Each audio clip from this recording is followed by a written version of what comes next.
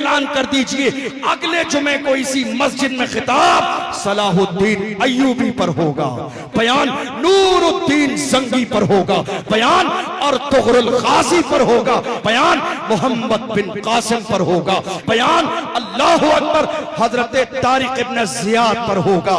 एक सब भी खाली नहीं होगी। मैं कहता हूं ये कौम के ऊपर थोपते थोपते जमाना हो गया, कौम बुरी है।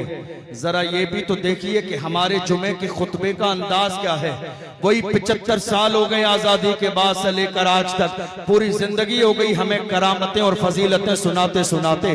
काश के मौजूदा दौर की जरूरत पे बात की होती तो हमारी सफ़े अव्वल जवानों से भरी होती।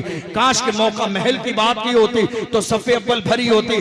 मेरी कौम के जवान ये चाहते हैं हमारी कौम का इमाम हमारा रहनुमा बन जाए। मेरी कौम के जवान ये चाहते हैं मेरी कौम का इमाम हमारा लीडर बन जाए। मेरी कौम